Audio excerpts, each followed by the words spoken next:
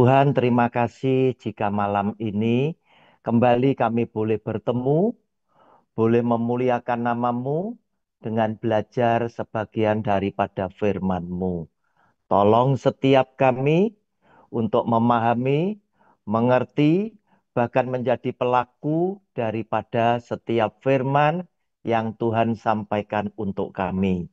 Kami percaya firman-Mu menjadi berkat yang luar biasa untuk kami, dan lewat hidup kami yang melakukan firman Tuhan ini, nama Tuhan dimuliakan.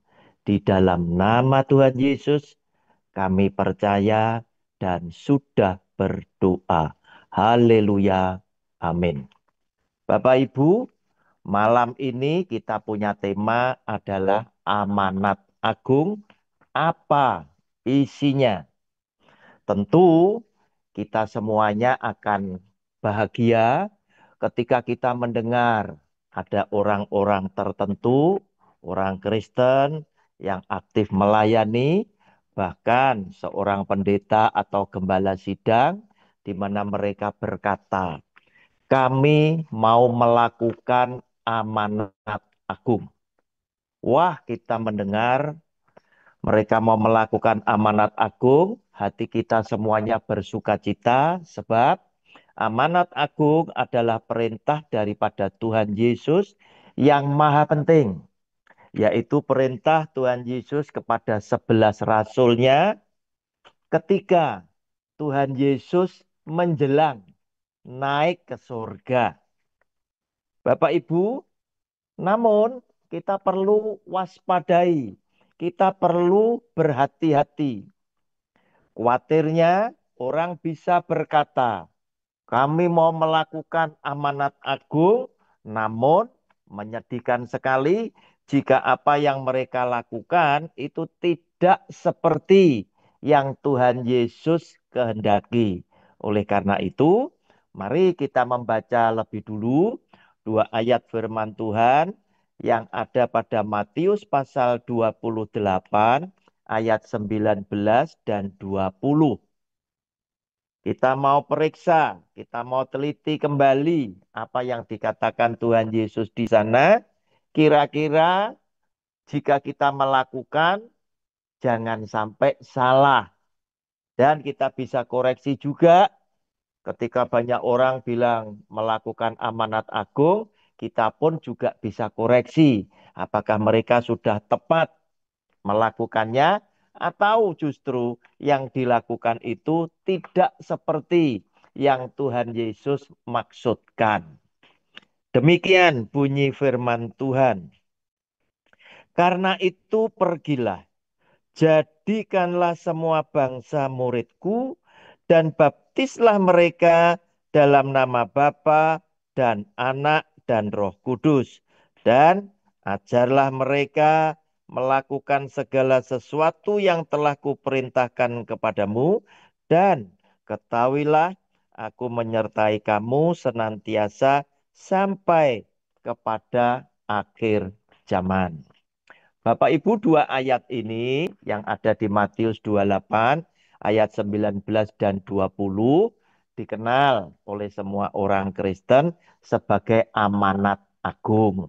Oleh karena itu, setiap orang yang sudah menjadi murid Tuhan Yesus, yaitu murid itu mengalami sendiri ya, menerima anugerah keselamatan di dalam nama Tuhan Yesus, menerima segala kebaikan Tuhan, kemudian ingin membalas cinta kasih Tuhan dengan setiap hari melakukan firman Tuhan di dalam hidupnya, menjadi pelaku firman Allah, dan kemudian menghasilkan begitu banyak buah yang memuliakan nama Bapaknya yang ada di surga, yaitu buah-buah roh.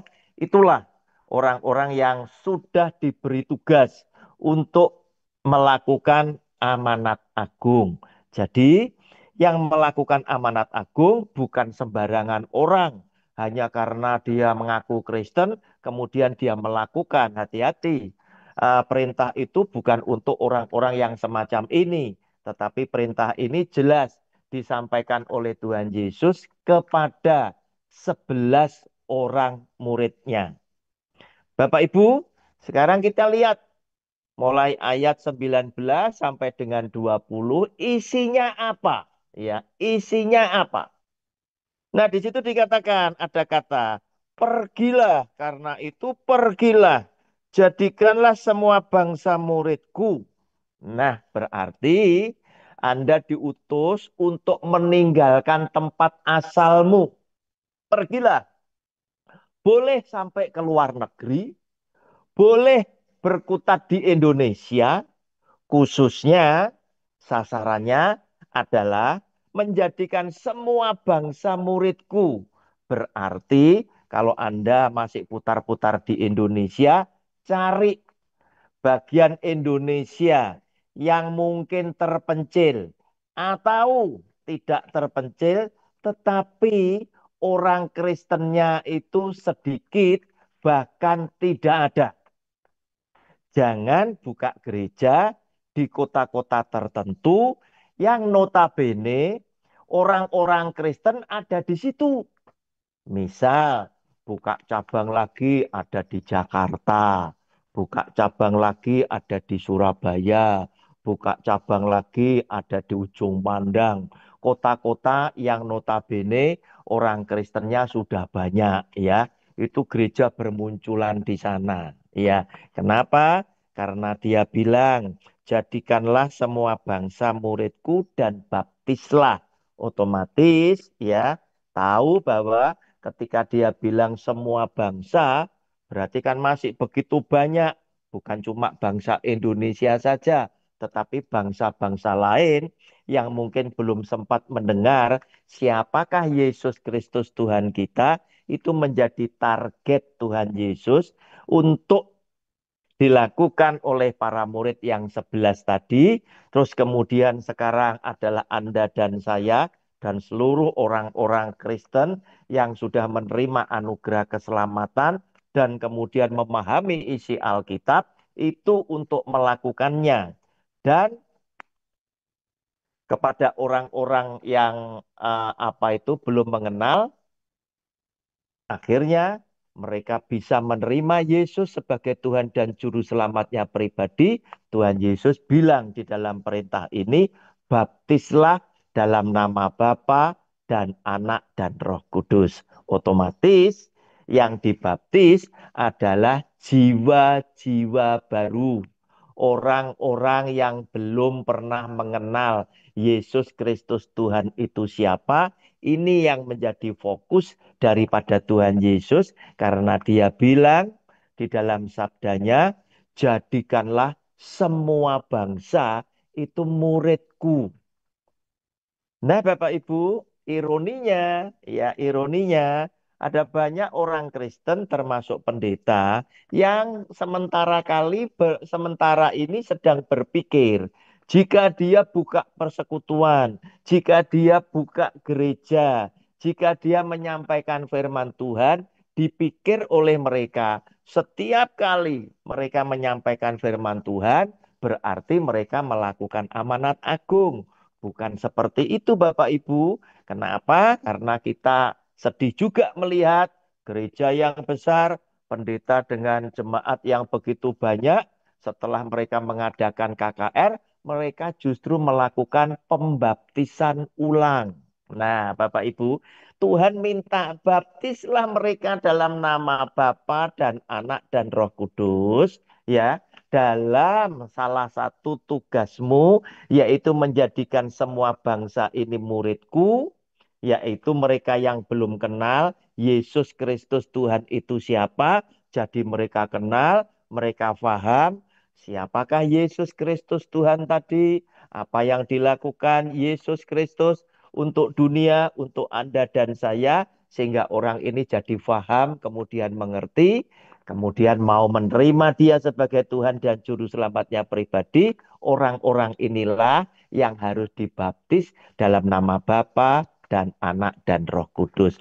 Bukan jemaat gereja tetanggamu, bukan jemaat gereja sekotamu yang engkau baptis lagi. Sebab ketika Anda melakukan baptisan ulang, Anda ini melecehkan Tuhan Yesus. Mengapa? Karena Dia bersabda, dua tiga orang berkumpul di dalam namaku, aku akan hadir. Nah, biasanya baptisan ya dilakukan di hari-hari khusus. Misal pada saat ibadah Paskah atau pada saat Natal dilakukan pembaptisan. Di mana sebelumnya orang mulai diajar, diberi pelajaran yang disebut katekisasi, yaitu memperkenalkan supaya mereka kenal siapakah Yesus Kristus Tuhan itu.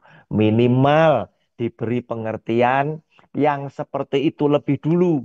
Sehingga ketika mereka dibaptis, mereka minimal sudah punya bekal siapakah Yesus tadi. Ya, ternyata Yesus adalah Tuhan yang menebus dosanya dia, menyelamatkan dia hingga dia boleh memperoleh hidup yang kekal. Maka hari itu anak-anak yang dibaptis itu mau menerima Yesus sebagai Tuhan dan Juru Selamatnya pribadi.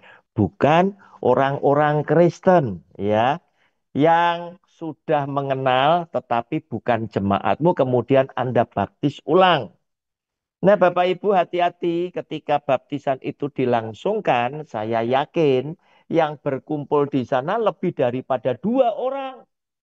Nah, maka digenapilah janji Tuhan Yesus yang akan hadir di tengah-tengah kita ketika Dia bersabda, dua tiga orang berkumpul di dalam namaku, maka aku akan hadir.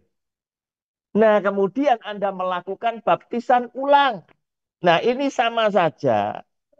Anda melecehkan, Anda menghina dan tidak menghormati Tuhan yang pada waktu itu orang-orang ini, anak-anak Tuhan ini dibaptis di tengah-tengah peribadahan, di tengah-tengah jemaat yang begitu banyak dan dihadiri oleh Yesus Kristus Tuhan sendiri. Oleh karena itu, hati-hati ya, hati-hati ya.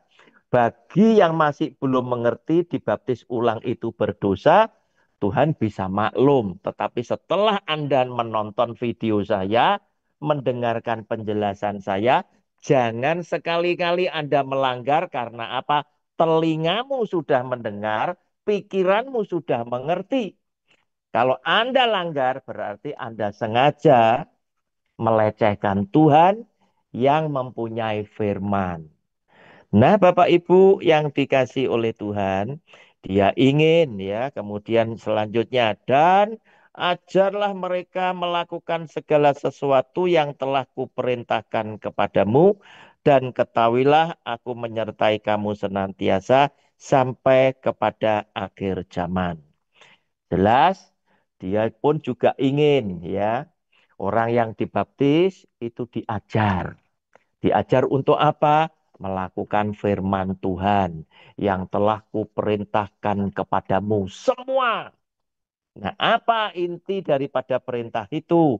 Yaitu Yohanes pasal 13 ayat 34 dan 30 sampai dengan 35.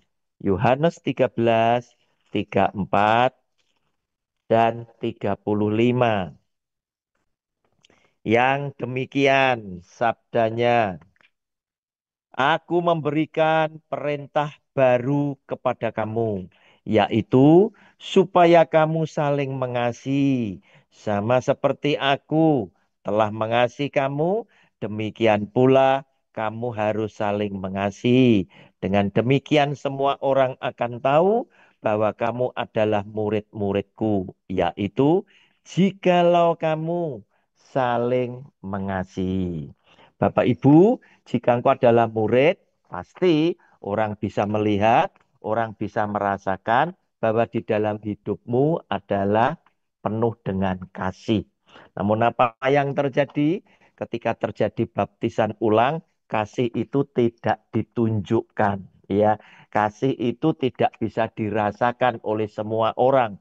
Buktinya apa? Pendeta-pendeta yang merasa dia menggembalakan jemaat yang dibaptis ulang itu pada merasa hatinya kurang sukacita, ya.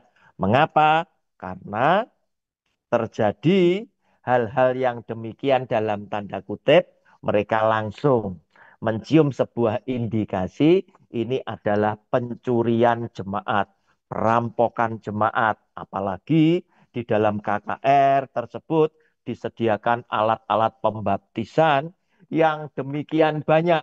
Berarti mereka sudah merencanakan niatan jahat ini tadi untuk dilakukan dengan mempengaruhi anak-anak Tuhan yang kurang paham tentang isi Alkitab. Oleh karena itu, Tuhan Yesus bilang, ajarlah mereka untuk melakukan semua perintah yang telah kusampaikan kepadamu.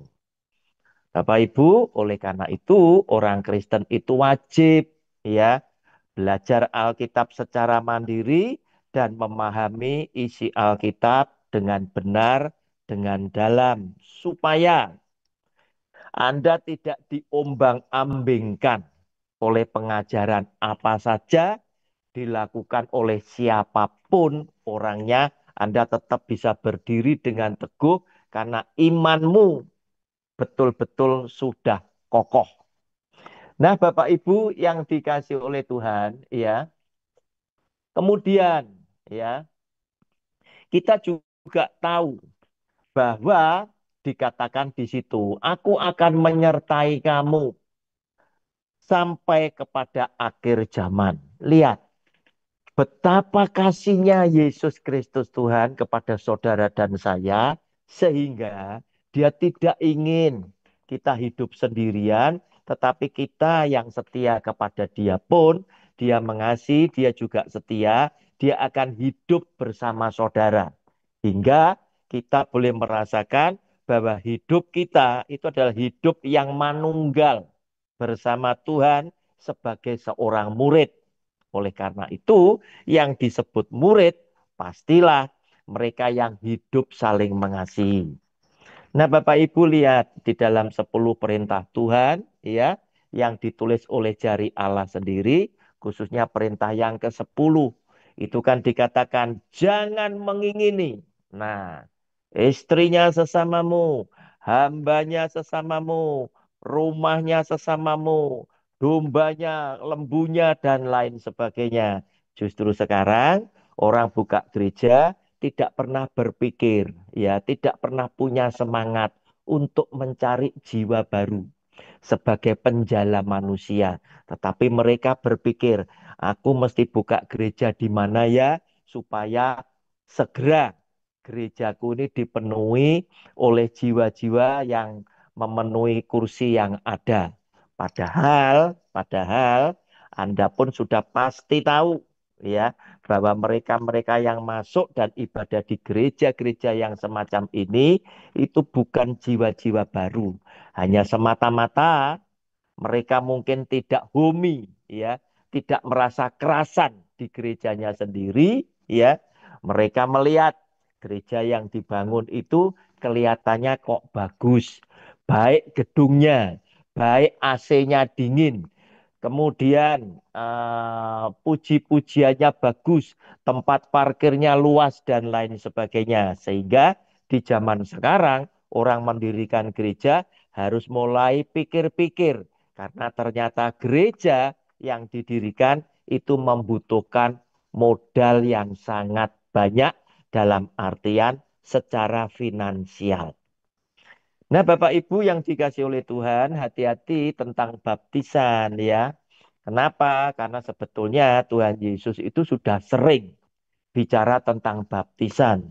Yang pertama dia ngobrol dengan Nikodemus, seorang pejabat ya tinggi keagamaan yang duduk di Sanhedrin, yaitu lembaga agama yang nantinya menghakimi Tuhan Yesus. Dia tahu, dia merasa curiga. Siapakah orang ini? Karena itu dia datang malam-malam berdialog dengan Tuhan Yesus. Ya, dia bilang, Guru, apa yang kau lakukan itu pasti ya karena engkau disertai oleh Allah. Karena tidak ada mukjizat yang bisa dilakukan oleh nabi-nabi lainnya. Tetapi engkau bisa melakukan. Berarti engkau ini memang adalah anak Allah. Engkau adalah Mesias. Nah, Bapak Ibu yang dikasihi oleh Tuhan, di dalam dialog itu yang dikatakan oleh Tuhan Yesus itu apa kepada eh, seorang yang bernama Nikodemus, ya. Dia sudah bilang sebetulnya Tuhan Yesus tentang baptisan, ya.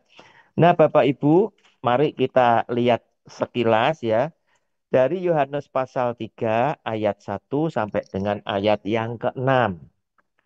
Supaya Anda tahu bahwa baptisan ini merupakan hal yang penting, ya, yang penting. Sebab apa? Tuhan Yesus sempat bilang kepada Nikodemus, jika kamu tidak dilahirkan kembali, kamu tidak akan selamat, tidak akan melihat kerajaan surga. Nah, Bapak Ibu, kita lihat Yohanes 3 ayat 1 sampai dengan ayat ke-6. Adalah seorang Farisi yang bernama Nikodemus, seorang pemimpin agama Yahudi. Ia datang pada waktu malam kepada Yesus dan berkata, Rabi, kami tahu bahwa engkau datang sebagai guru yang diutus Allah. Sebab tidak ada seorang pun yang dapat mengadakan tanda-tanda yang engkau adakan itu jika Allah tidak menyertainya. Yesus menjawab, katanya, Aku berkata kepadamu, sesungguhnya jika seorang tidak dilahirkan kembali, ia tidak dapat melihat kerajaan Allah. Kata Nikodemus kepadanya, bagaimanakah mungkin seorang dilahirkan kalau ia sudah tua? Dapatkah ia masuk kembali ke dalam rahim ibunya dan dilahirkan lagi? Jawab Yesus, Aku berkata kepadamu, sesungguhnya jika seorang tidak dilahirkan dari air dan roh, ia tidak dapat masuk ke dalam kerajaan Allah. Apa yang dilahirkan dari daging adalah daging, dan apa yang dilahirkan dari roh adalah roh. Nah, Bapak Ibu, inilah yang dikatakan oleh Tuhan Yesus. Nikodemus itu nggak ngerti, ya. Masa Tuhan, orang yang sudah tua harus dilahirkan kembali, dia mengandaikan dirinya, apakah dia bisa masuk ke dalam rahim ibunya lagi? Tuhan Yesus bilang, orang yang belum dibaptis berarti dia itu dilahirkan oleh daging. Apa yang dilahirkan oleh daging, ya tetap daging, tetapi apa yang dilahirkan dari roh itu dia akan dipimpin oleh roh. Oleh karena itu, ya, Tuhan Yesus bilang kepada Nikodemus bahwa kamu harus dilahirkan kembali sebab Nikodemus belum pernah dibaptis walaupun dia sudah tua dan dia menduduki jabatan yang demikian tinggi. Bahkan sampai Tuhan Yesus bilang ya di dalam apa itu eh, bacaan-bacaan ini tadi, loh kamu kalau gini kan nggak ngerti tentang hal-hal yang rohani ya. Karena soal baptisan, soal dilahirkan kembali, itu titik beratnya justru bukan secara jasmani, tetapi adalah secara rohani. Bapak Ibu, hati-hati ya. Oleh karena itu, baptisan, perintah untuk dibaptis adalah sesuatu yang sangat penting. Dan dibaptis di dalam nama Bapa, Anak, dan Roh Kudus. Bapak Ibu, tentunya Anda nanti juga akan berpikir bagaimana jika orang itu tidak sempat dibaptis. Sama seperti penjahat yang ada di sebelah kanan Tuhan Yesus.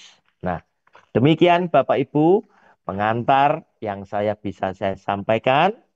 Kita nanti akan lebih membuka lebih dalam ketika Bapak Ibu ada sesuatu yang akan ditanyakan seputar tema kita amanat agung apa isinya. Tuhan Yesus sudah memberkati kita semuanya. Amin.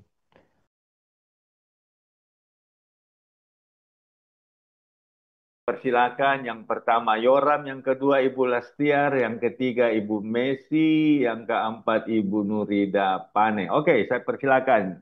Singkat dan jelas langsung pertanyaan. Yoram. Baik, Shalom. Halo. Puji Tuhan ya.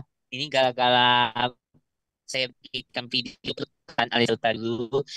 Itu adalah yang pernah saya belajar Alkitab dulu yang di tahun 2004 dan saya bersyukur bisa melakukan yang terbaik buat dalam hidup saya dan tentang kita yang mau menurut kepada Tuhan.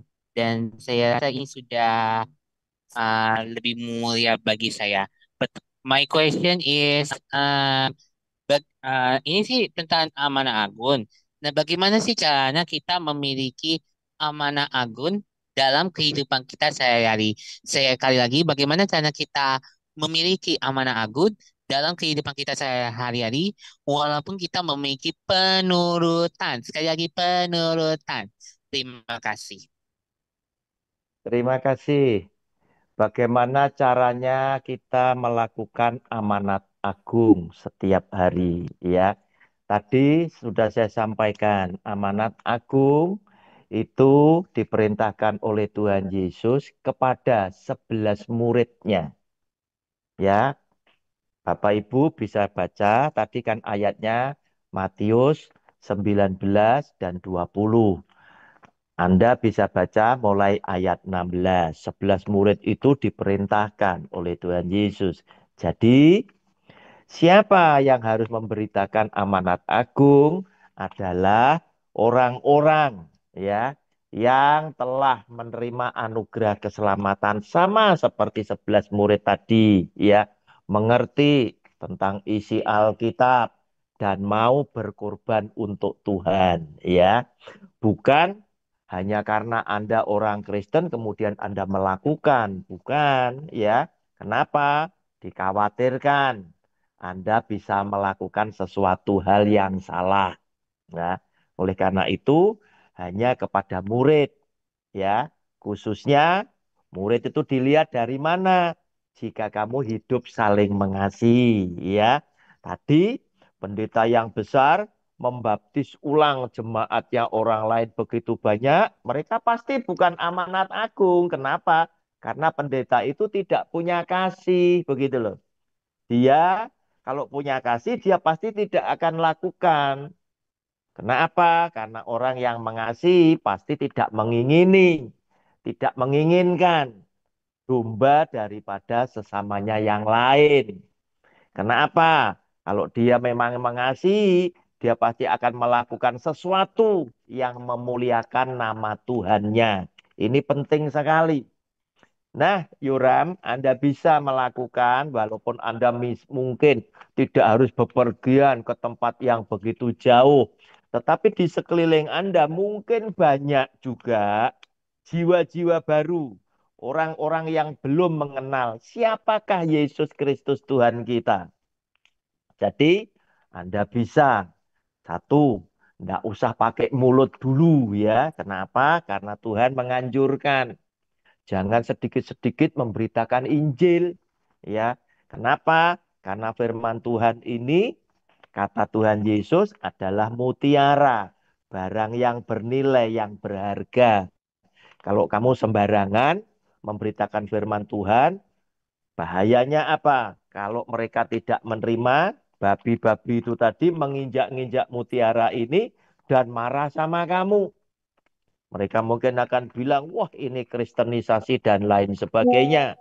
Lebih baik Yoram, Anda melakukan hidup seperti yang diperintahkan oleh Tuhan Yesus, yang bisa dilihat oleh mereka, itu adalah khotbah yang hidup, sebab hidup orang Kristen sesungguhnya adalah Alkitab yang terbuka.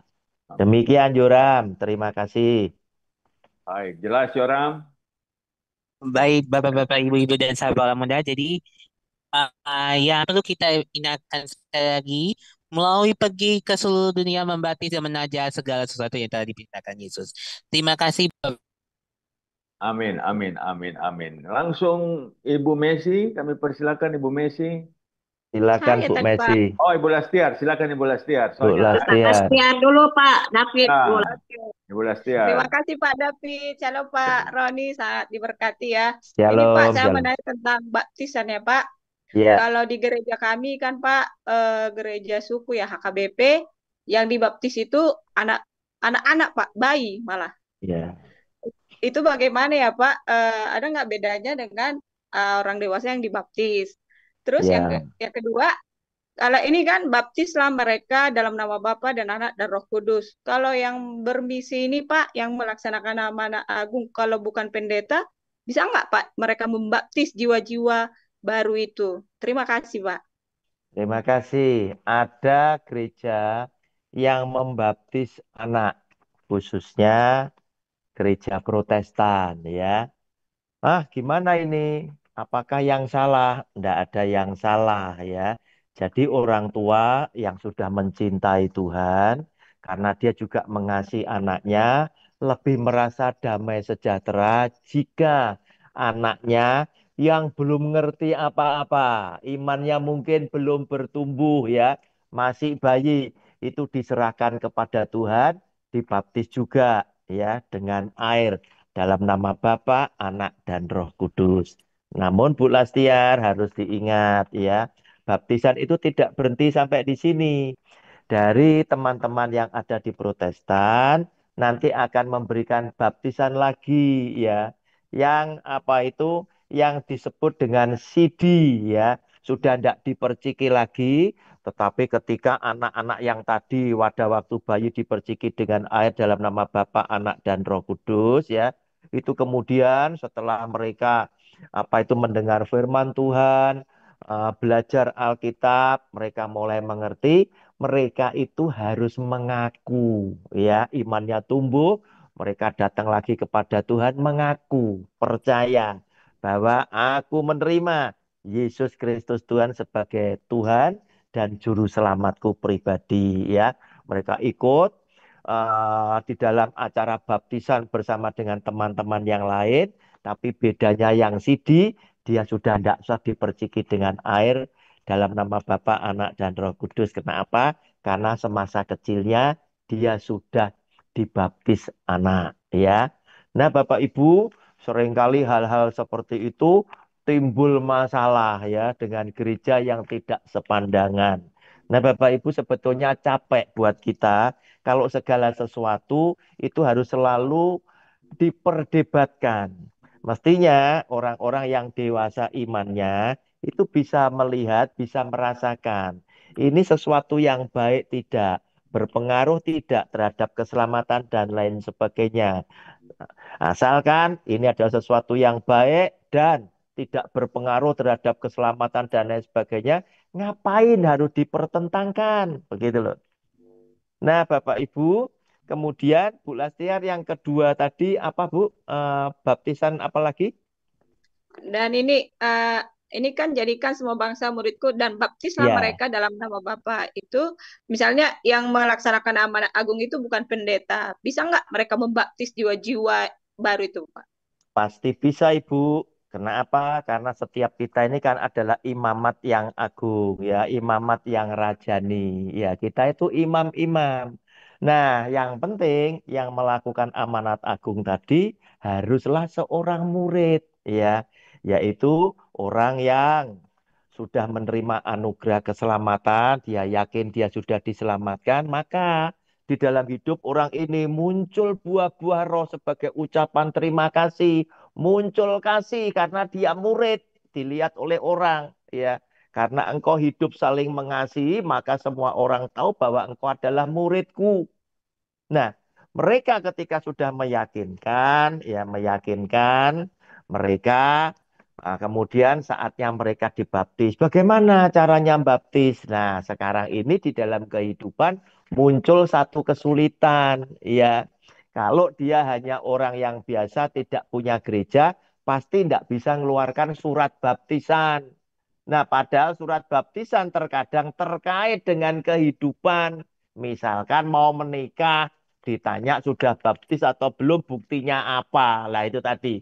Nah, bisa seorang murid ini tadi yang melakukan amanat agung menyarankan atau mungkin punya teman yang punya gereja sehingga bisa diterbitkan surat baptisan. Bawalah ke sana. Urusan nanti yang baptis gembalanya atau beliaunya tidak masalah. Demikian Bu Lastiar. Baik, Pak. Terima kasih. Sangat diberkati. Terima kasih Bu Lastiar. Silakan Ibu Messi. Bu Ya, Messi silakan. ya, terima kasih Pak David, terima kasih Pak Roni Terima kasih, terima untuk kasih. penjelasannya yang luar biasa. Saya mau bertanya Pak, kan Ya, kami tim ya sama Madam mau bikin KKR di beberapa iya, kota. Nah, iya, ada beberapa hamba Tuhan yang menentang kami Pak. Katanya iya, ngapain bikin KKR, KKR. Dan juga iya. Pak, R itu apa perlu besar-besar Pak, buat musik yang mewah atau persiapan yang lengkap gitu Pak. Itu pertanyaan saya. Terima kasih Pak, Tuhan berkati. Terima kasih, Ibu. Ya ini tadi saya katakan ya, banyak orang yang apa itu namanya bekerja mengatasnamakan Tuhan belum tentu jadi murid ya.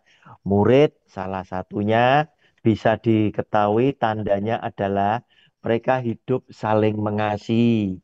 Nah, semestinya kedatangan Ibu buat KKR dan lain sebagainya itu disambut baik oleh mereka sebagai rekan sekerja di ladang Tuhan. Sehingga apa yang Ibu akan lakukan bersama tim itu mendapat dukungan orang-orang Kristen yang ada di daerah. Coba perhatikan di dalam kitab suci kita ya. Setiap kali para rasul itu berkunjung ke kota-kota tertentu, mereka selalu disambut oleh murid lokal di sana. Mereka bekerja sama. Mereka datangan mereka ditunggu-tunggu. Kenapa? Karena mereka tahu apa yang Anda lakukan demi nama Tuhan pasti mendatangkan berkat yang luar biasa di sana. Demikian Bu Messi, terima kasih. Oke, Terima mungkin kasih Pak. Terus bagaimana Pak yang soal KKR yang mesti ada musik yang disiapkan dengan lengkap, apa perlu Pak? Ibu musik KKR ya. Nah, kita ini tidak bisa apa itu menutup mata dengan perubahan zaman. Zaman sekarang kalau nggak ada musik belum tentu orang itu akan datang. Ya, buka gereja kalau hanya dengan gitar akustik sekarang ini bisa ketinggalan sekali. Nah, saya menyarankan minimal musik itu disediakan ya. Paling tidak itu sesuai dengan kebutuhan, tidak perlu terlalu besar, tidak perlu terlalu mewah, tetapi dengan alat musik yang bisa kita pakai untuk menyembah kepada Tuhan, di mana jemaat bisa ikut larut menyembah bersama-sama. Demikian Bu Messi. Terima kasih Pak Roni. Terima Tuhan kasih. berkati. Sama-sama ya. Jawabannya memuaskan Pak. Tuhan berkati. amin. Sama-sama Bu Messi. Kami persilakan Ibu Nuraida Pane. Bu Nurida silakan. Halo Pak Roni, shalom. Terima kasih Pak Shalom. Roni semuanya. Tadi sudah terwakilkan sedikit ya dari Ibu Lastiar tentang Iya. itu.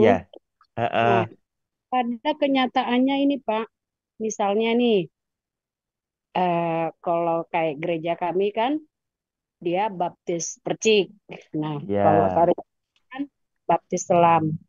ya, Tapi pada kenyataannya sekarang ini, misalnya tuh, ada yang dari gereja kami menikah ke karismatik misalnya. ya, Itu diharuskan Pak, harus baptis selam lagi karena ya, katanya masih baptis percik, padahal sementara sudah naik CD juga gitu. Nah, dan sebaliknya juga, misalnya dari karismatik ke gereja kami menikah. Nah, itu harus naik sini juga itu Pak. Nah, padahal Ya, kan eh, apa namanya itu di dalam Efesus 4 ayat 5 ada nih dikatakan nih satu Tuhan, satu iman, satu baptisan. Aku selalu ingat banget ini. Satu Tuhan, satu iman, satu baptisan. Padahal kita kan sama-sama Kristen gitu, sama-sama Protestan. iya, Tidak adakah solusi untuk itu supaya tidak ya, misalnya nih dari HKBP ya udah diakuin aja lah baptisan selam itu atau dari HKBP ke karismatik ya diakuin aja lah baptisan percik dan udah naik CD itu. Jadi nggak usah ribet-ribet lagi padahal sama-sama ajaran Tuhan Yesus. Kenapa harus begitu? Jadi anak anak-anak dewasa ini jadi ribet dalam hal ini, Pak, gitu. iya, Padahal ada juga apa namanya itu di dalam itu kita PGI kan ya Pak. Nah, kenapa nggak dirumuskan aja itu ya udah nggak usah apa namanya itu nggak usah terlalu ribet lagi gitu lah anak-anak kita ini kalau mereka misalnya mau menikah seperti itu padahal sama aja kita ajaran Tuhan Yesus gitu. Apalagi di Efesus 4 ayat 5 ini sangat jelas satu Tuhan, satu iman, satu baptisan. Gitu Pak. Tadi sudah terwakilkan sih sedikit iya, dari Bulas oke. Oke, ini. Bu Nurida. Segala kegiatan yang di dalamnya ada aliran uang, ada aliran dana, selalu muncul kepentingan pribadi. Baik gereja yang pendetanya digaji, maupun gereja yang pendetanya tidak digaji, cari sendiri, selalu punya kepentingan. Berbeda dengan para rasul, dengan para nabi yang mereka itu memberitakan Injil, membela Allahnya, membela Yesus Kristus Tuhan dengan siap mengorbankan nyawanya. Mereka tidak punya kepentingan pribadi. Mereka hanya terfokus kepada asal ada makanan dan pakaian, cukuplah. Nah, Bapak Ibu, sehingga di dalam kitab suci kita tidak pernah melihat baik nabi, rasul maupun Tuhan Yesus hidup berkelimpahan secara jasmani. Enggak pernah. Nah, sekarang dunia sudah sedang berubah. Berubah kemana? Berubah jauh dari kebenaran firman Allah. Nah, mereka mulai dengan logika-logika mereka, mereka mulai mengajarkan hal-hal yang di luar Alkitab. Maka dengan adanya mereka tidak bisa nerima baptisan percik, mereka tidak bisa nerima baptisan selam, harus diulang dan lain sebagainya. Itu adalah upaya-upaya mereka untuk mempertahankan gerejanya biar tetap eksis dengan ajaran-ajaran tertentu atau jemaat-jemaatnya itu tidak berpindah ke sana dan ke sini. Bapak Ibu, hati-hati soal baptisan ya, tidak boleh dipermainkan. Apalagi zaman sekarang mulai muncul ya, Yesus Kristus Tuhan, Alkitabnya dengan sederhana cuma memerintahkan baptislah dalam nama Bapa dan Anak dan Roh Kudus. Dia tidak pernah bicara tentang metodenya. Apakah ini harus diselam? Apakah ini harus dipercik? Tidak pernah, ya. Tetapi penganut baptisan selam bilang, tuh lihat, Tuhan Yesus kan keluar dari air, berarti ditenggelamkan. Nah, kalau Anda mau jujur, Anda mau fair, coba dibaca ya, Matius, Markus, Lukas, Yohanes, itu kan ada menceritakan tentang Tuhan Yesus dibaptis. Dua keluar dari air, dua tidak keluar dari air. Begitu loh Bapak Ibu. Ya, dua keluar dari air, dua tidak keluar dari air. Selesai turun dari ruang Zoom ini, Bapak Ibu koreksi, itu ada di depan ya. Tentang Tuhan Yesus dibaptis itu ada di depan ya. Oleh karena itu, berhati-hatilah di dalam hal menafsirkan, kemudian memberikan pengajaran. Zaman sekarang justru malah muncul sesuatu. Orang yang sudah dibaptis dalam nama Bapa, Anak, dan Roh Kudus, ternyata banyak pendeta bilang, Karena mereka tidak berbahasa roh, berarti kamu belum dibaptis Roh Kudus. Nah, ini malah celaka lagi, begitu loh. Padahal Alkitab membuktikan yang sudah dibaptis dalam nama nama Tuhan Yesus, ketika Tuhan Yesus sudah naik ke surga, itu sudah secara otomatis dia menerima Roh Kudus. Demikian Bu Nurida, terima kasih. Baik. Selanjutnya Ibu Rosmaidawati, kami persilakan Ibu Rosmaida. Bu Rusmaida, silakan.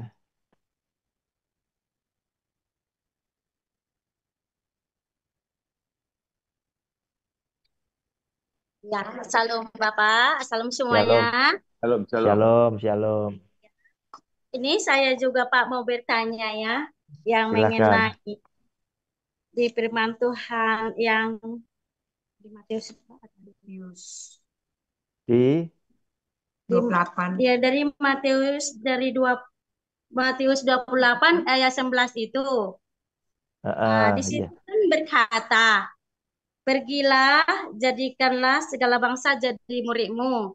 Nah, di Iya, sini dia bertanya, saya ini kan suka juga mau melayani jiwa-jiwa.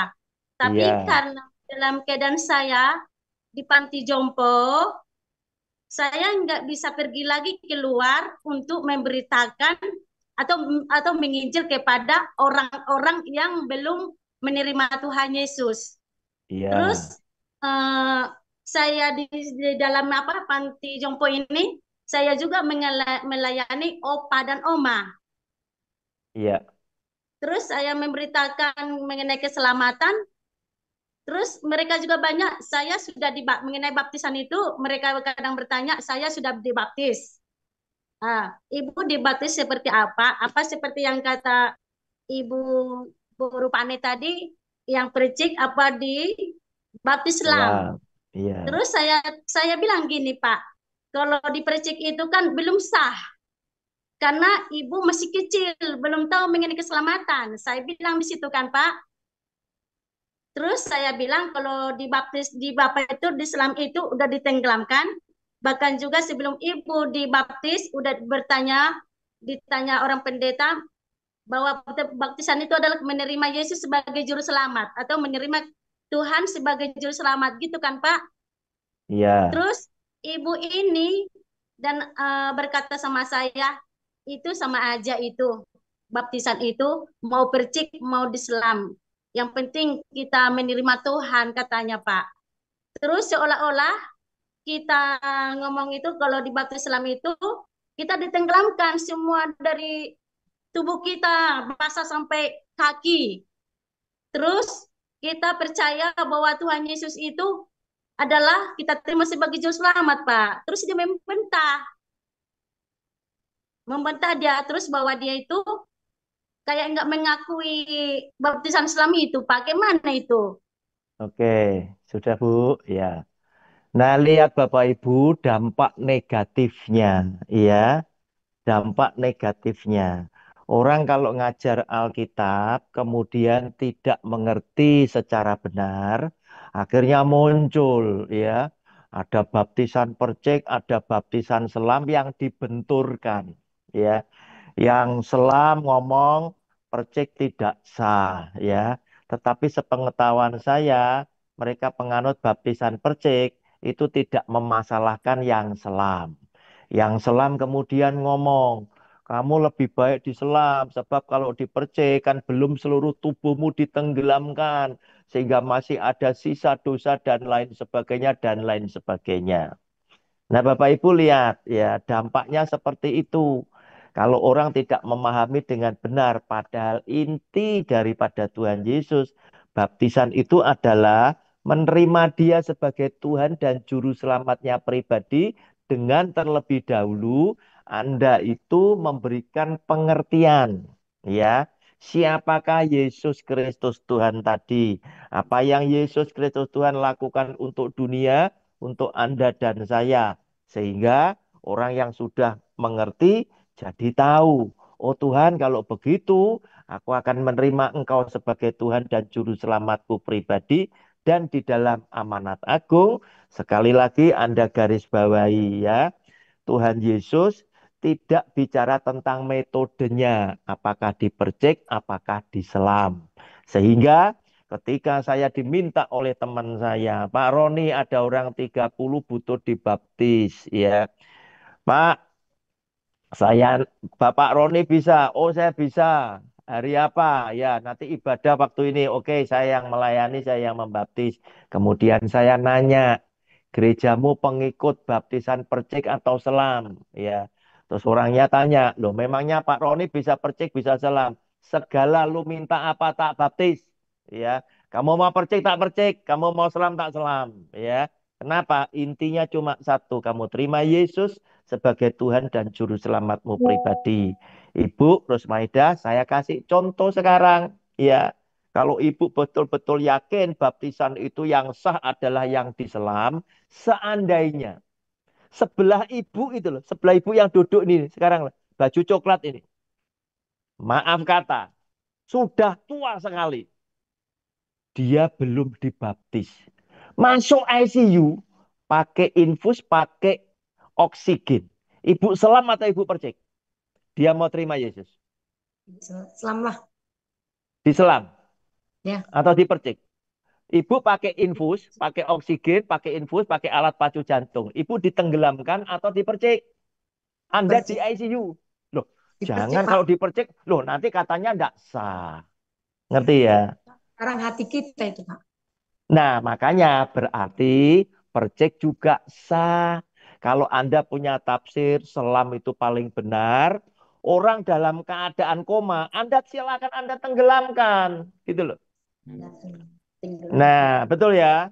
Buktinya Anda tidak bisa lakukan. Terkadang kan Anda kasih kasih bisikan. Oma, kalau Oma ngerti penjelasan saya, Oma mau terima Yesus sebagai Tuhan dan Juru Selamatmu pribadi, tolong Oma tangan saya, Oma, apa itu genggam yang erat ya. Berarti sama dengan Oma menjawab, Oma mau terima. Kan gitu. Oh, Omanya genggam. Nah, kemudian apa? Ditenggelamkan atau dipercik? Omanya koma ini. Ditenggelamkan aja ya. Jangan Dipercik. Nah, kalau Dipercik. Anda yakin ditenggelamkan, silakan ditenggelamkan. Kira-kira keluarganya keberatan atau tidak, begitu loh. Nah, ya, paham ya. Keberatan. Nah, Keberatan. ya. Nah, ini tadi berarti ditenggelamkan kan tidak bisa jalankan semuanya, gitu loh. Nah, sedangkan soal selamat surga dan neraka, Yesus Kristus Tuhan lebih senang berkata, kamu jangan ikut-ikut, itu urusanku. Kenapa? Itu lu lihat kamu. Penjahat di sebelah kananku tuh tidak pernah dibaptis. Tak bawa ke Firdaus, lu mau apa? Begitu loh. Ini loh cuma ngaku. Yesus jika engkau datang kedua kalinya menjadi raja, ingatlah aku. Nah, penjahat ini juga bilang kepada temannya, kamu dan aku ini adalah orang jahat, orang berdosa. Wajar kalau kita dihukum. Tetapi Yesus ini tadi bukan orang jahat yang harus dihukum. Dia ngaku dosa, dia punya iman. Tapi tidak dibaptis. Ya, paham ya? Oke, saya sudah Bu Rusmaida. Ya, oke. Oke, terima kasih Pak David. Ya, Ya, lanjut Ibu Mutiara Muncu. Bu Mutiara. Iya, shalom Pak. Eh, saya Shalom. karena pertanyaan saya sudah diwakilkan, Ya, jadi sudah terjawab. sudah terjawab ya. Oke, Oke, terima kasih. terima kasih. Terima kasih Pak. Lanjut Ibu Aminah Plumba. Bu Aminah, silakan. Baik, terima kasih Pak David. Shalom Pak Roni, selamat malam. Shalom. Ya, Shalom, selamat malam. Pak Roni, saya mau tanya, bagaimana amanat agung menjadi tugas dan tanggung jawab kita sebagai orang Kristen? Apa makna Ya, dari perintah pergi dan membuatlah semua bangsa muridku? Itu ya. saja Pak Roni, terima kasih Tuhan memberkati. Terima kasih, terima kasih. Tadi sudah saya jelaskan, amanat agung tidak semua Kristen boleh melakukan. Iya, kenapa? Karena kalau masih tidak ngerti tentang isi Alkitab, salah-salah nanti. Iya, salah-salah. Kenapa? Pasti menimbulkan perpecahan. Ya, misal dia ngomong, oh karena kamu adalah orang yang dulu dibaptis baru percik, maka kamu harus dibaptis ulang. Lah, nimbulkan masalah. Iya, padahal bukan itu yang dimaksud oleh Tuhan. Pergilah, boleh saja Ibu Aminat itu pergi sampai jauh meninggalkan Indonesia. Ya, boleh. Atau Anda berkeliling di Indonesia, khususnya daerah-daerah di mana orang Kristen itu tidak ada atau sedikit sekali. Oh, aku tidak bisa ke sana. Ya, Anda memberitakan Injil di sekitar di mana kamu hidup, asalkan kepada orang-orang yang belum mengenal Tuhan. Itu kata arti pergilah, ya. Dan jadikanlah semua bangsa muridku. Bagaimana mungkin Anda bisa memuridkan kalau Anda belum murid? Begitu loh. Karena Anda ditugaskan, Anda harus menjadikan semua bangsa muridku. Yaitu apa? Salah satu tandanya murid hidupnya saling mengasihi. Tetapi ketika Anda hidup itu masih punya iri hati, masih menginginkan miliknya orang lain, pastilah Anda bukan murid. Sehingga Anda tidak perlu harus melakukan amanat agung karena bukan bagian kamu. Buktinya apa? Ini juga banyak pendeta ternyata menginginkan domba-domba dari domba yang digembalakan sahabatnya. Nah, Bapak Ibu, ada juga kiriman yang masuk ke WA saya, sebuah video, ya. Ternyata di satu komplek tertentu, deret-deret itu apa itu bersebelahan 6 gereja sekaligus dengan 6 merek. Saya berkata sama pengirimnya, loh, ini sedang berebut jemaat atau menunjukkan hidup yang sangat rukun, ya. Gereja A, B, C sampai 6 itu berjejer, ya, di tempat yang sama. Nah, Bapak Ibu, apakah mereka menjalankan amanat agung? Pasti tidak. Pergilah, ya, jadikanlah semua bangsa muridku. Nah, oleh karena hal seperti itu, tidakkah Anda sadari saat ini bahwa ternyata Tuhan Yesus akhirnya untuk menyelamatkan orang-orang tertentu di negara-negara tertentu, Tuhan Yesus bekerja sendiri, yaitu Dia berkenan memperlihatkan jati dirinya, sehingga banyak orang yang mengaku di medsos ketika mereka pergi beribadah, ketika mereka apa dan lain sebagainya, mereka melihat Yesus Kristus Tuhan secara pribadi. Demikian, Ibu, terima kasih. Terima kasih Pak Roni, sangat Terima kasih. memberkati. Amin, terima kasih. Baik, Silakan, lanjut kami persilakan Pak Hans Loy. silakan Pak Han. Ya, baik. Terima kasih, Pak Roni. Terima kasih. Ya, tadi saya menyimak dari pernyataan Pak Roni Ya, mengenai demus ya dalam Injil Yohanes tadi. Ya, ya, kalau pernyataan Pak tadi mengatakan bahwa apa namanya Nikodemus itu belum dibaptis sejak kecil ya, maka iya, kan jika engkau tidak dilahirkan dari air dan roh, iya, itu maka engkau tidak akan masuk dalam kerajaan Allah gitu kira-kira ya. iya, iya, Tetapi kalau kita melihat konteks dari pemahaman air dan roh di situ sebenarnya bukan baptisan, Pak. iya, Kalau penggunaan kata air dan roh itu dari terjemahan kata logos itu dipergunakan bergantian. Jadi sebenarnya ayat itu tidak menyinggung soal baptisan. Ya, kira-kira menurut iya. Bapak, terima kasih. Terima kasih, Pak. Saya tidak akan berdebat. Ini adalah pengertian saya. Jadi, kalau Bapak setuju dengan saya, silakan dipakai. Tidak, tetap pakai Bapak punya, ya. Kenapa? Karena di sini ada begitu banyak ya yang dikatakan oleh Tuhan Yesus tentang air dan roh tadi, ya. Salah satunya juga ya Kenapa saya bicarakan ini tentang baptisan ya? Ternyata dia juga berkata di ayat yang lain ya. Yohanes pasal 7 misalkan ya, ayat 37 sampai dengan 39. Coba kita baca ya. Yohanes pasal 7 ayat 37 sampai dengan 39. Judulnya adalah air sumber hidup. Dan pada hari terakhir, yaitu pada puncak perayaan itu, Yesus berdiri dan berseru, "Barang siapa haus, baiklah ia datang kepadaku dan minum. Barang siapa percaya kepadaku, seperti yang dikatakan oleh kitab suci, dari dalam hatinya akan mengalir aliran-aliran air hidup." Yang dimaksudkannya ialah roh yang akan diterima oleh mereka yang percaya kepadanya, sebab roh itu belum datang karena Yesus belum dimuliakan. Ini bicara air ini tadi, bicara tentang Roh Kudus. Karena Tuhan Yesus masih ada di hidup bersama-sama dengan muridnya, berarti dia belum dimuliakan, Roh Kudus belum turun, ya. Nah, ayat 39, perhatikan, yang dimaksudkannya ialah roh yang akan diterima oleh mereka yang percaya.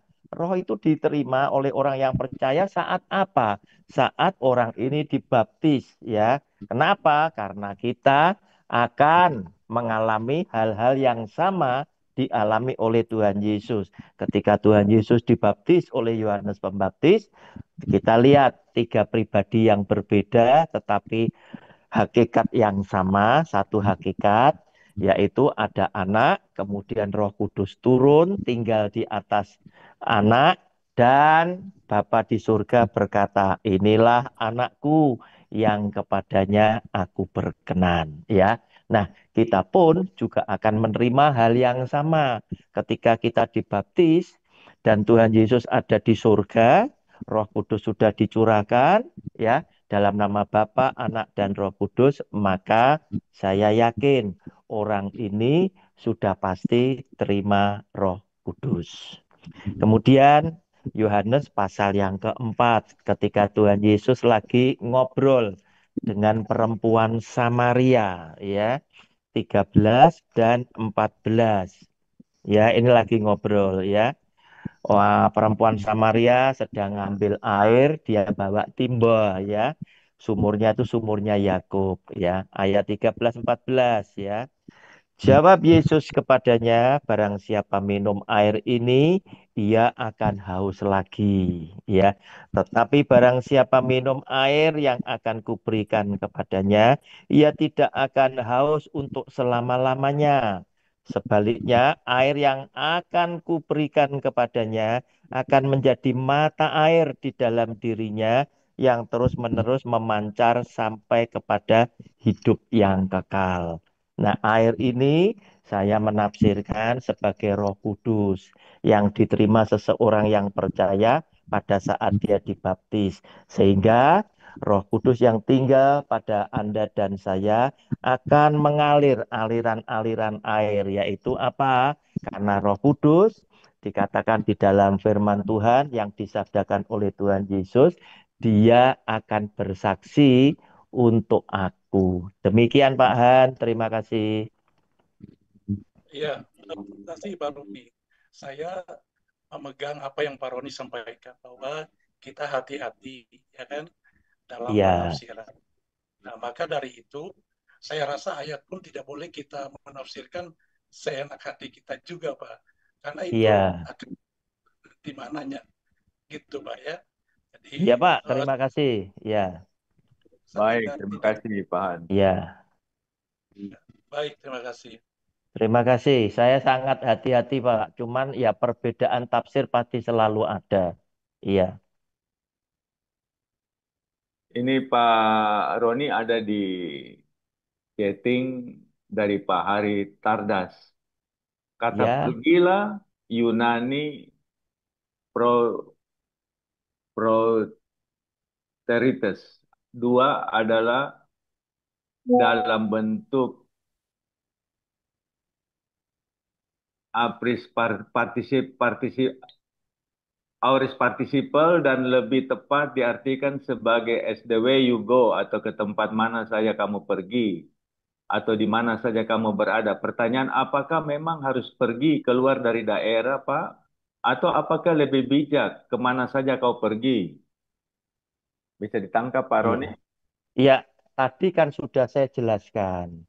Anda boleh ke luar negeri, Anda boleh ke Indonesia saja, tempat yang di mana orang Kristen tidak bisa. Untuk Yuram, karena tidak bisa kemana-mana, kamu cukup memberitakan Injil kepada orang di sekeliling kamu, di mana kamu hidup. Jangan dengan verbal dulu, tetapi lewat kesaksian hidup. Sama, Pak, sudah. Oke, baik. Lanjut. Ya, terima kasih. Liviana, langsung pertanyaan. Pak David, Ibu Ria, Worang dari Nanti tadi, dibawa, Pak nanti David. dibawa, nanti dibawa. Liviana dulu, Ibu Messi. Liviana, Shalom, Pak Roni. Diola juga. shalom.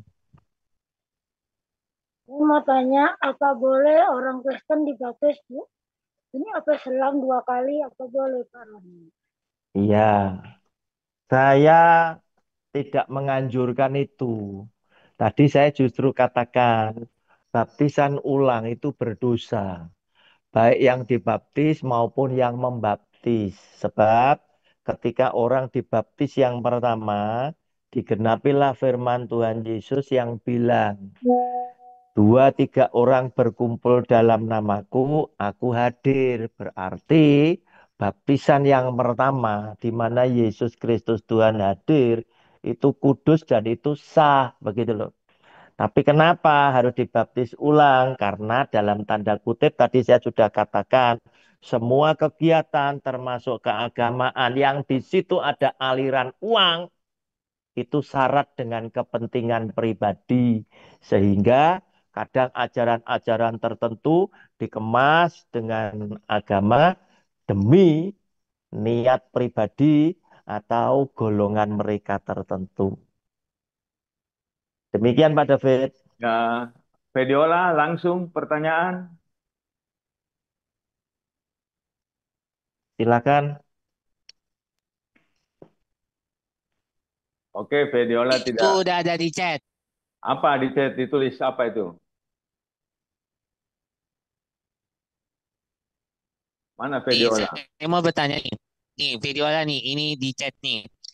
Bagaimana teman-teman memenangi bisa gereja di abad ke-21, khususnya dalam konteks pluralisme agama dan tatanan agama dan tantangan global, gitu aja. Bagaimana pemahaman tentang amanat agung mempengaruhi misi gereja abad 21, khususnya dalam konteks pluralisme agama dan tantangan global? Iya, jadi begini. Memang kita tahu kita hidup di dunia itu beragam ya. Macam-macam apa saja beragam. Nah, kita tarik sekarang agama kan juga beragam. Nggak usah bicara tentang Kristen dengan yang lainnya. Yang pasti berbeda. Kristen dengan Kristen aja kan beragam. Nah, intinya kita menghadapi dengan agama-agama yang lain.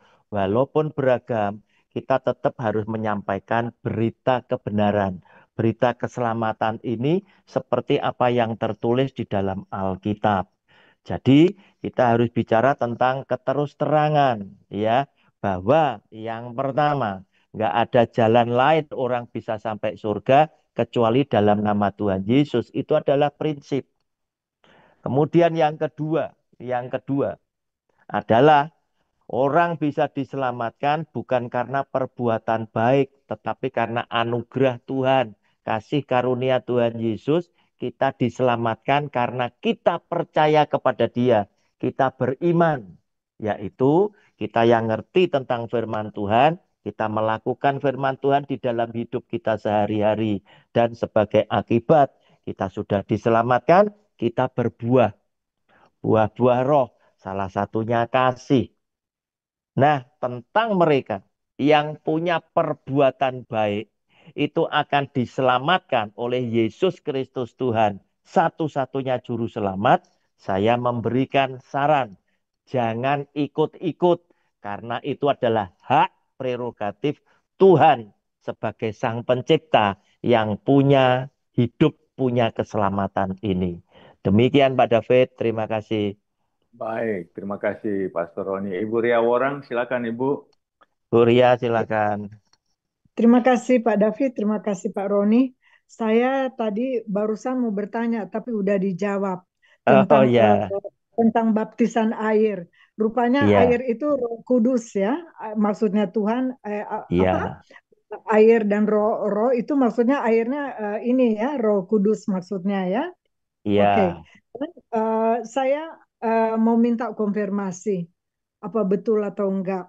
iya, Jadi begini, ada satu pasang pemuda mereka mau menikah di satu iya, gereja. Nah, kalau di satu gereja itu mereka minta apa namanya baptisan dulu baru boleh menikah. Bagaimana kalau saya tunjukkan sama mereka begini aja? Tapi saya lihat ini mereka ini percaya sama Tuhan Yesus. Mereka ini perbuatannya lebih lebih kelihatan sekali daripada ini ya. Maksudnya perbuatannya kelihatan lah. Perbuatannya maksudnya menyenangkan hati Tuhan gitu ya. iya, Menjaga iya, kekudusan dan lain-lain menyenangkan hati Tuhan. Jadi iya, apakah saya boleh ajarkan mereka? Udahlah, kalau gereja kamu terlalu terlalu birokrasi, pakai tanya-tanya mau baptis selam dulu, baru bisa diberkati. Begini aja, coba kamu pergi ke gereja satu dulu, yang nggak menuntut baptis selam. Kamu di situ diberkati dulu, nanti kamu kembali lagi ke gereja kamu. Apakah boleh saran saya seperti itu, Pak? Oh, terima kasih Ibu. Ibu, saran Anda jangan jangan disarankan itu salah menurut Alkitab ya. Kenapa? Oh, Karena orang yang mau menikah, kenapa harus dibaptis lebih dulu? Sebab oh, nanti pada saat mereka menikah, diberkati dalam pemberkatan nikah, mereka berdua harus menyampaikan janji nikah di mana di mana mereka menyatakan janji itu adalah janji di hadapan Allah yang bilang apa yang dipersatukan oleh Tuhan tidak boleh diceraikan oleh manusia, dan karena itu dihadiri banyak orang, jemaat itu sebagai saksinya. Kamu berjanji kepada Tuhan terhadap antar pasangan itu tadi. Aku menerima engkau sebagai suami. Aku menerima engkau sebagai istriku satu-satunya yang aku kasih dalam suka duka, dalam kaya miskin, dalam sakit, dalam sehat dan lain sebagainya. Itu janjinya kepada Tuhan. Nah, ketika orang belum dibaptis, itu nggak bolehnya apa? Dari mana kita bisa merasa yakin bahwa dia mau menerima Yesus sebagai Tuhan dan Juru Selamatnya pribadi? Saya kasih contoh Ibu ya, nggak apa-apa ya. Ibu punya pengalaman ya, supaya lain kali nggak sampai salah ya.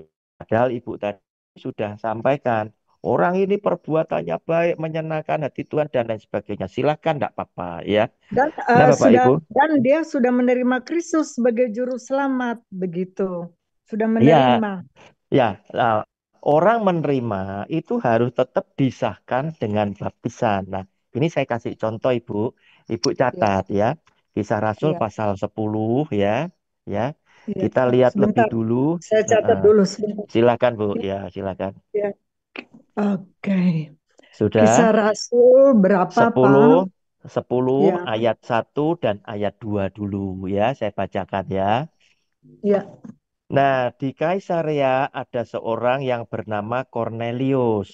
Ya, seorang perwira pasukan yang disebut pasukan Italia.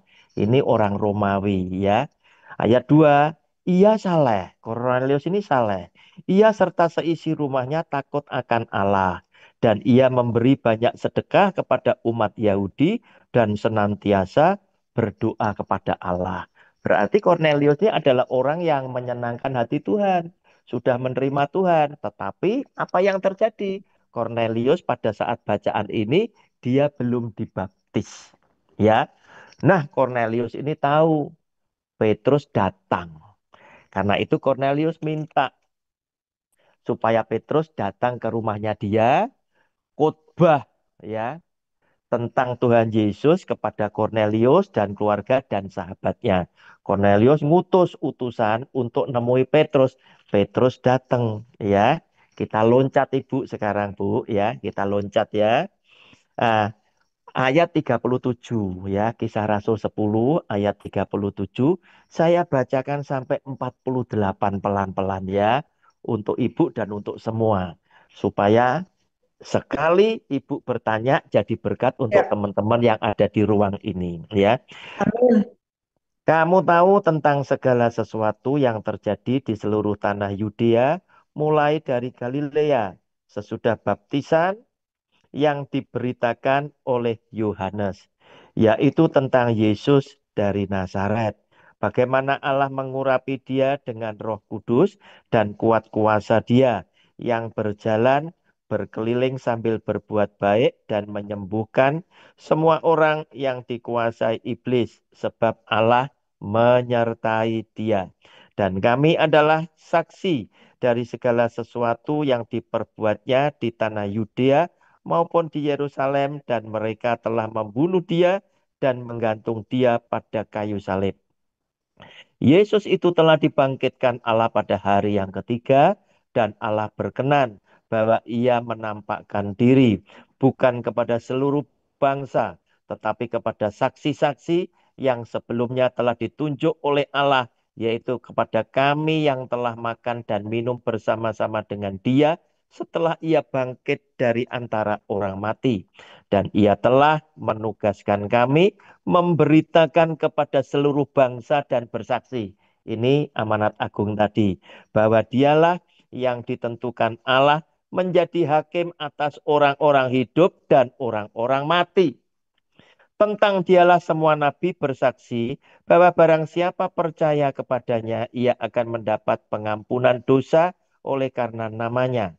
Ketika Petrus sedang berkata demikian, sedang khotbah, turunlah Roh Kudus ke atas semua orang yang mendengarkan pemberitaan itu. Dan semua orang percaya dari golongan bersunat, yaitu orang-orang Ibrani, orang Yahudi, yang menyertai Petrus tercengang-cengang karena melihat bahwa karunianya Roh Kudus dicurahkan ke atas bangsa-bangsa lain juga. Turun kepada Cornelius, keluarga, dan sahabat-sahabatnya yang notabene bukan orang Ibrani, bukan orang Yahudi, tetapi orang Romawi. Sebab mereka mendengar orang-orang itu berkata-kata dalam bahasa roh dan memuliakan Allah. Lalu kata Petrus, bolehkah orang mencegah untuk membaptis orang-orang ini dengan air? Alatnya tetap air, ya. Sedangkan mereka telah menerima Roh Kudus sama seperti kita.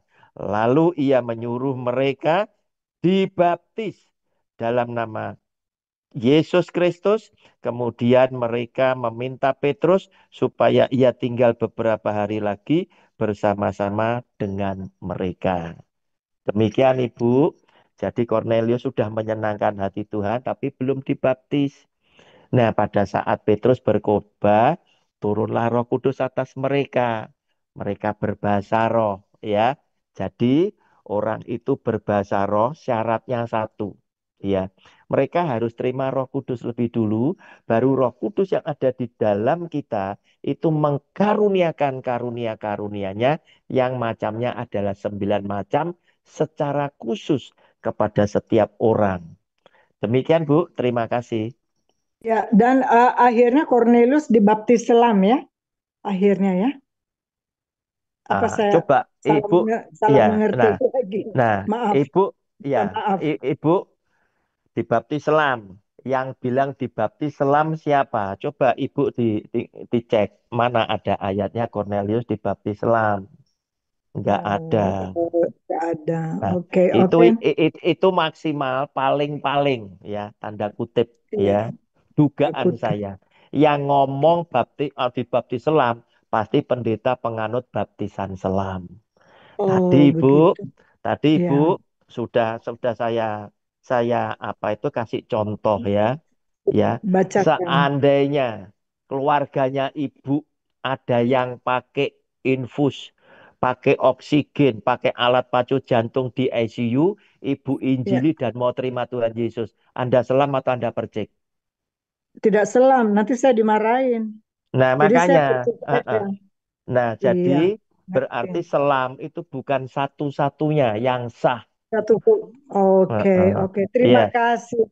Terima terima kasih Pak kasih. Roni. Jadi saya sebelum Sama-sama. berbuat, saya udah dihindari ya, jangan berbuat kesalahan ya. Iya, jangan Bu. Iya, Makanya betul. Terima orang kasih melakukan banyak. sama-sama. Iya, Tuhan berkati. Ya, terima kasih. Tuhan berkati. Baik, Silakan Pak terima David. kasih langsung karena waktu. Ricky Ari, kami persilakan langsung ke pertanyaan. Ya, baik Pak, saya mau izin bertanya. Iya, Eh, Berbicara tentang amanat agung, itu kan kita berbicara tentang discipleship atau pemuritan ya. Nah, itu iya, kalau orang yang di pedalaman atau orang yang misalkan tinggal di Korea Utara yang tidak ada akses ke Injil gitu, atau sama pemerintahnya itu tidak diperbolehkan untuk beragama. Nah, bagaimana iya, mereka itu memperoleh keselamatan gitu? iya, Di hari penghakiman, bagaimana mereka dinilai oleh Tuhan? Dan sebaliknya kepada kita orang yang percaya nih, orang iya, Kristen sudah mengenal Yesus, tapi tidak melaksanakan amanat agung, tidak ke gereja, tapi hidup baik sesuai dengan norma-norma yang ada di masyarakat. Itu bagaimana, Pak? iya. Oke, Pak Ricci.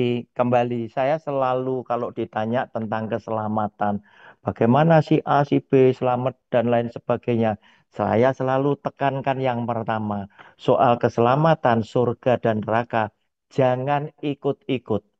Itu ranahnya milik Tuhan.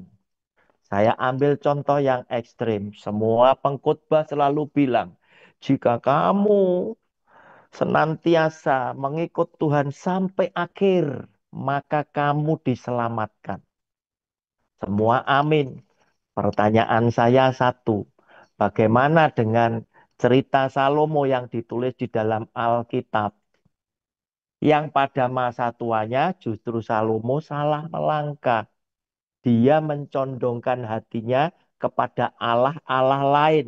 Hanya huruf kecil, yaitu Allahnya istri-istrinya dia. Yang jumlahnya 700 dan 300 daripada selirnya. Nah, bagaimana? Nah, sebaiknya, sebaiknya kita tidak ikut-ikut. Tetapi, tetapi saya tetap harus memberikan jawaban. Bagaimana dengan orang Kristen, ya, yang dia tidak melakukan firman Tuhan, ya, padahal dia Kristen, tetapi dia berbuat baik. Berarti orang Kristen ini tidak ngerti, ya, bahwa keselamatan itu bukan karena perbuatan baik kita. Kita itu berbuat baik itu sebagai akibat. Karena saya sudah diselamatkan, maka saya berbuat baik banyak menghasilkan buah-buah roh. Kenapa perbuatan baik tidak cukup bisa menyelamatkan kita? Karena jam ini kita berbuat baik. Kita masuk dalam Zoom bersama-sama bicara tentang firman Allah, memuliakan Tuhan, mengagungkan Tuhan. Nanti setelah Pak David hitung, 3, 2, 1, kita turun semua. Mungkin 1 jam lagi kita bisa mengecewakan hati orang dengan kata-kata kita dan kita jatuh di dalam dosa. Itu mungkin. Oleh karena itu, pelajaran Alkitab kita tentang doktrin keselamatan orang Kristen, kita diselamatkan bukan karena kita berbuat baik. Tetapi perbuatan baik itu sebagai ungkapan terima kasih kita yang sudah diselamatkan oleh Tuhan. Demikian Pak Ricci, ada yang kurang? Baik, Pak. Mungkin Terima ada kasih, yang Pak Roni. kurang. Terima kasih. Terima Baik, Pak. kasih. Pak David. Silakan Pak David. Baik, sebelum Madam Christine terakhir masih ada Pak Anugrah. Kami persilakan Pak Anugrah. Pak, sudah jelas, cukup Oh, jelas ya. Terima kasih. Oke, Tapi memang terima ini topik kasih. yang luar biasa, Pak Roni. Terima kasih. Oh iya, terima kasih, terima kasih. kata sudah dijawab semua Pak Roni. Iya, iya, Jadi iya, langsung iya. ke Madam Christine. Silakan Madam. Iya, shalom Pak. Iya, Shalom. makasih Pak David untuk kesempatan ini. Sebelum saya bertanya, saya cuma mau bilang tadi Bu Ros kalau nggak salah, bagaimana kalau ada Iya, yang sakit. Saya kan pelayanan di Sahabat Orang Sakit Pak, dan iya, sudah beberapa kali melayani orang di ICU ya, dan puji Tuhan saya cuma melihat bagaimana teladan Tuhan Yesus kan salah satu amanat agungnya, ajarkan seperti yang aku ajarkan iya, kepadamu. Nah, iya, seperti yang ada di salib ya, kepada orang iya, yang penjahat itu yang di sampingnya, ya tidak ada baptisan di sana, tetapi dia diselamatkan karena percaya. Jadi iya, kalau dalam situasi tertentu ya, tapi kalau iya. masih bisa dilakukan, harus dilakukan, ya. Lakukan, betul, Harus betul, dilakukan. Tapi kalau betul. dalam situasi tertentu daripada dia mati belum menerima Kristus, kita harus lakukan mengaku Iya, di pengakuan dia terhadap Yesus Tuhan. Nah, itu pengalaman saya sih Pak, kalau menghadapi pasien-pasien yang sudah yang sudah sekarat ya, menghadapi sakratul maut. Tadi ada iya, pertanyaan juga dari Ibu Messi, apakah harus dengan musik yang besar atau tidak?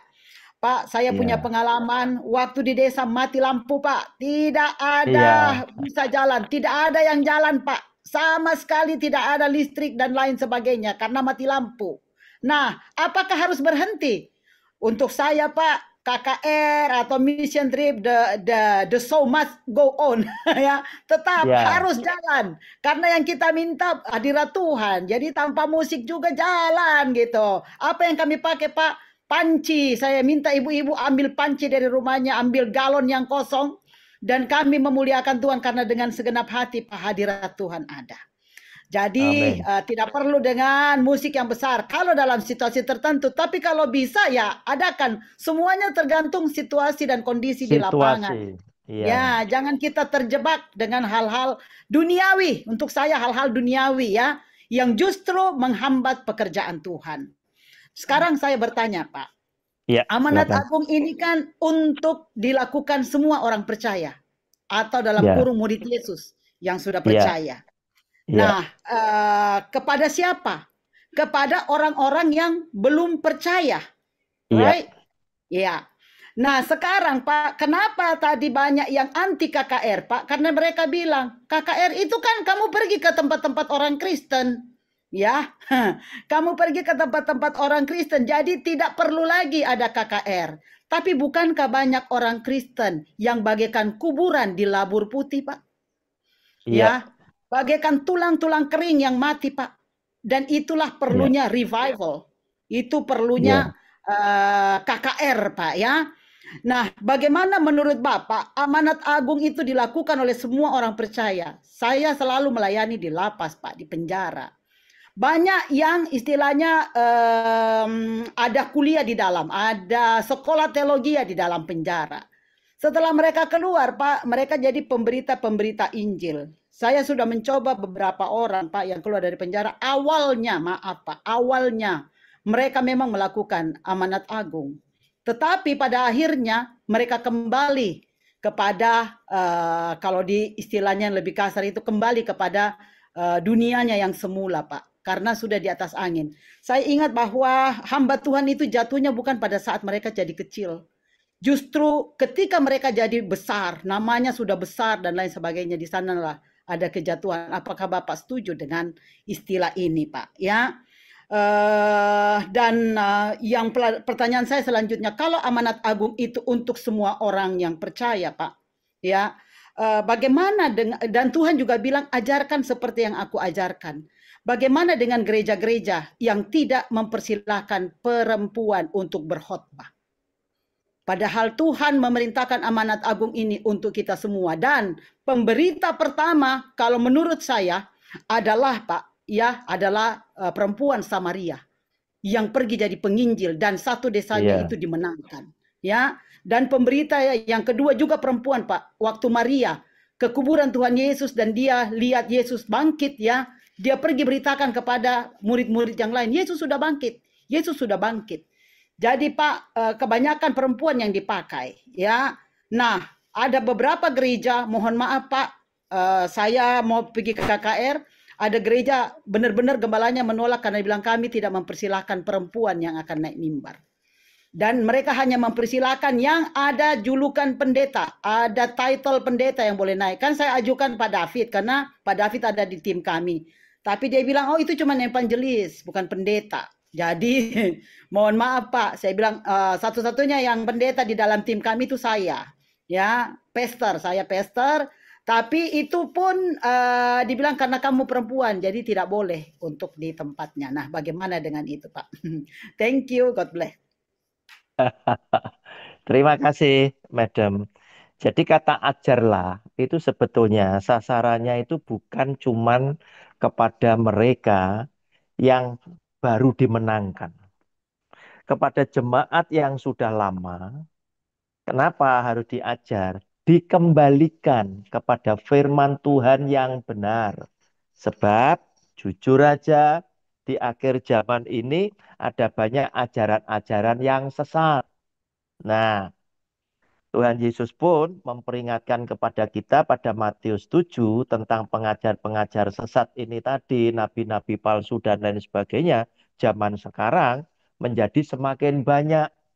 Oleh karena itu, jika kita melakukan amanat agung, salah satunya harus cari orang yang berani, punya nyali, berani ngomong tentang kebenaran. Jangan biarkan kesalahan ada di depan kita, kemudian kita diam saja. Kenapa? Karena ketika kesalahan itu ada di depan kita dan kita itu tutup mulut, itu sama saja dengan kita menyetujui kejahatan itu berjalan terus. Nah, kesalahan kebanyakan dari mana? Dari ajaran. Oleh karena itu saya senang. Kita itu mempermasalahkan, ya. Itu sesuatu yang bisa membinasakan jemaat. Bukan yang sedikit-sedikit itu diperdebatkan. Yang tidak berpengaruh terhadap keselamatan. Tetapi yang berpengaruh terhadap keselamatan itu yang harus ditentang.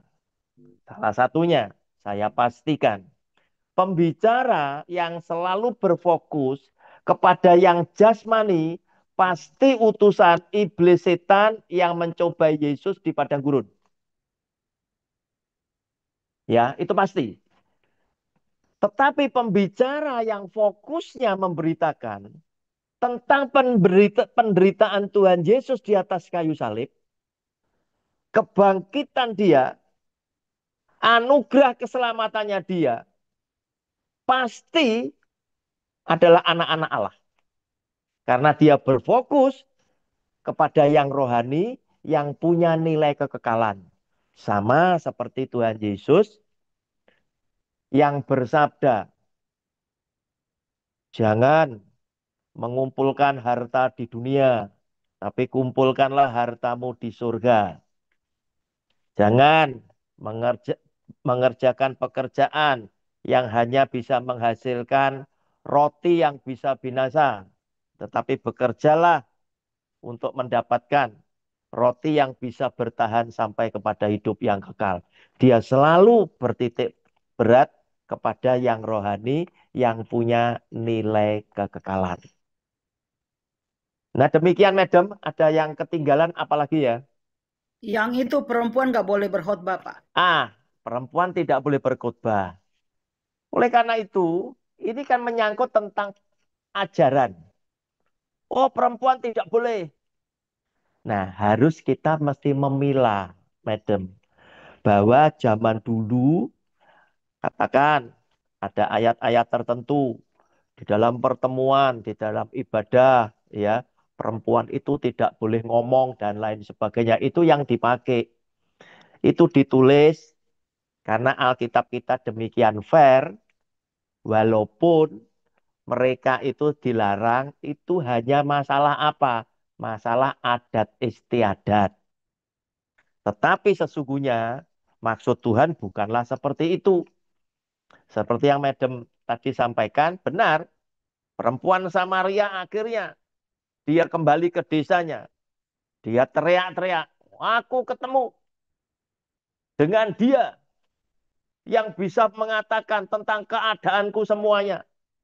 Dia adalah Mesias. Semua bondong-bondong datang untuk mendengarkan apa yang difirmankan oleh Tuhan. Sehingga mereka juga mengakui, dulu aku cuma mendengar cerita. Sekarang aku ketemu dengan Mesias sendiri. Maka semua desa itu tadi orang-orang Samaria menerima Tuhan Yesus, percaya kepada Tuhan. Nah, dari contoh-contoh yang seperti itu, harusnya orang mulai berpikir, kan begitu. Orang mulai berpikir, iya ya, ternyata Tuhan tidak pernah melarang gender. Termasuk ketika Petrus berkhotbah, Roh Kudus turun kepada orang-orang Romawi tadi, Tuhan Yesus punya pesan kepada Petrus dan para pengikutnya yang suka arogan. Kamu bukan bangsa bersunat, kami bangsa bersunat, bangsa pilihan. Seakan-akan Petrus dan teman-teman yang bersunat itu lebih tinggi. Tuhan tunjukkan karena Petrus adalah rasulnya. Jangan sampai Petrus salah ngajar. Jangan sampai Petrus tidak memuliakan Tuhan. Tuhan tunjukkan, Petrus, sesungguhnya aku mengasihi bukan cuma kepada bangsa bersunat.